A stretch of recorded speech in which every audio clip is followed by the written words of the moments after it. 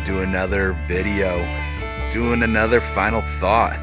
I don't know if you can see that little miniature donkey up there, but he's watching me. Get off my lawn, you pesky kids! Giving me attitude.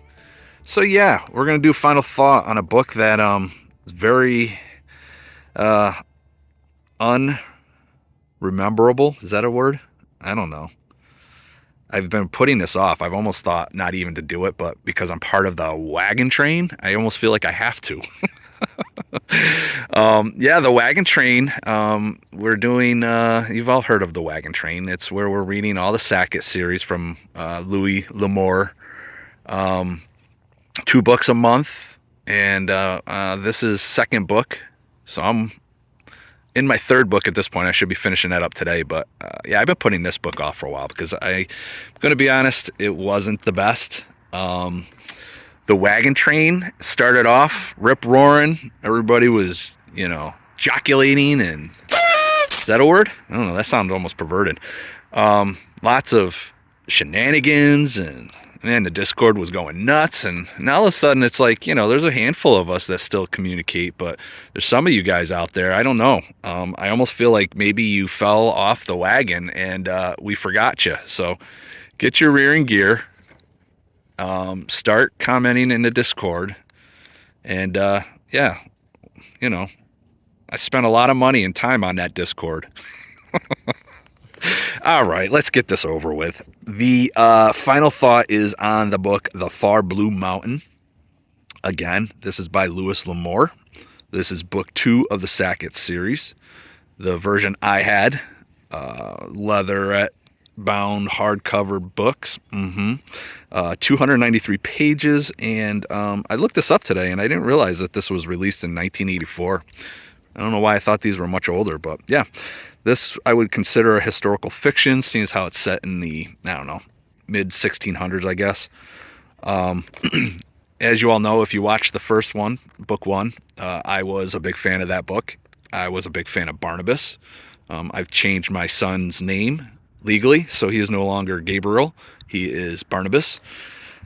He doesn't know it yet. We're going to let him know at Christmas time. But Barnabas, our man, in this book, starts out overseas. And he needs to get back to his settlement in America. And a bunch of things happen. A bunch of random things happen. Won't get into it. If you decide to read it, you can figure it out. But Barnabas gets into a bit of trouble from the first book. And he just has a difficult time getting over to the settlement. I found it boring, unbelievable, sporadic. I just feel like there was a lot going on and it just wasn't fluent. So then he gets back to America finally. I don't know, about halfway through. I don't even know at this point, a third of the way through. And he collects all of his goods, and he decides it's a good idea to head back to where he just had all the trouble so he can sell his merchandise, which I get. That's the whole reason he came to America, was to start trading, get stuff in America and bring it back over to Europe, England, wherever. And so the next part of the book is him heading back to where he just came from.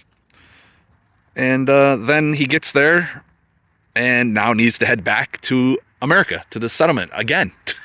So I'm going to say that the first 2/3 of this book were extremely boring for me. It didn't feel like a Louis L'Amour writing. I honestly said it several times, like I feel like it wasn't even him. Maybe knowing now that it's from 1984, maybe some things had changed. Maybe, this isn't a true Western, so he's kind of out of his genre, his wheelhouse.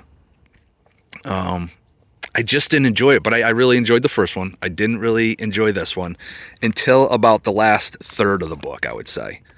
Sorry, I'm starting to shake because it's so cold out here.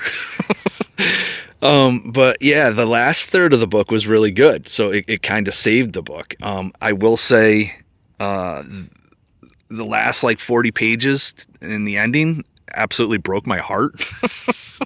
So you take a book that I couldn't really get into, didn't really like, and then you wrap it up in the last 40 pages where I was just like, ugh, my stomach dropped, my heart ached.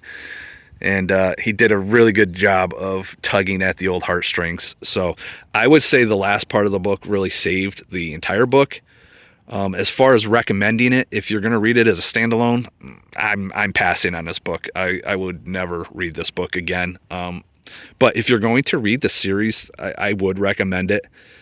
You might have to power through. I will say I probably took longer to get into it. The Wagon Train seemed to be good with it after about 100 pages. So it took me another 100 before I was really kind of into it. So yeah, the book itself was, I don't know, wasn't his best. I would have to say this is probably the least favorite Lewis L'Amour book I've read. I am currently reading book 3. We'll save that topic for another time. As far as the Wagon Train goes, we're still pretty strong. I think so far we've lost Doc. I haven't heard anything from Cookie. He doesn't even cook beans anymore. That guy was a massive fraud. Sold himself. That's Little Free Library or Little Big Library. Yeah, he was our cook. Thankfully, Graz, the trapper, he's been providing us with some delicious food. Got us some buffalo the other day.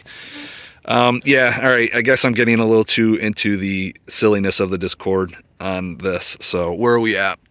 6:42.